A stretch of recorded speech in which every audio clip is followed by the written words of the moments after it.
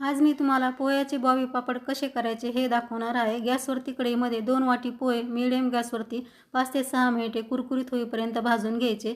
आता पोहे थंड झाल्यानंतर मिक्सरच्या भांड्यात काढून घेऊन मिक्सरला हे पोहे बारीक दळून घ्यायचे।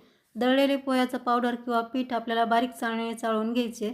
आता यामध्ये चवीसाठी मीठ घालायचे, पाव चमचा पापडखार घालायचा आणि अर्धा चमचा जाडसर कुटलेली हिरवी मिरची घालायची आणि मिक्स करून घ्यायचे। मिरचीच्या ऐवजी तुम्ही लाल तिखट सुद्धा इथे वापरू शकता। आता यामध्ये थोडं थोडं पाणी घालून हे पीठ आपल्याला थोडंसं सैलसर मळून घ्यायचं। मळलेल्या पिठावरती 10 ते 15 मिनिटांसाठी झाकण ठेवायचं। 15 मिनिटानंतर पीठ परत घट्टसर होतं, त्याला थोडं थोडं पाणी लावून पीठ मऊ केल्यावर साच्यामध्ये भरून घ्यायचं आणि पॉलिथिन शीटवरती अशा प्रकारे बॉबी पापड तयार करून घ्यायचे। तयार पापड आपल्याला 2 दिवस कडकडीत उन्हामध्ये वाळवून घ्यायचे। वाळल्यानंतर पापड असे होतात। आता पापड लगेच तळायचे। तळल्यानंतर पहा पापड 4 पटीने फुललेले आहेत। करायला खूप सोपे, खायला मस्त खमंग कुरकुरीत। व्हिडिओ आवडल्यास सबस्क्राईब आणि लाईक जरूर करा।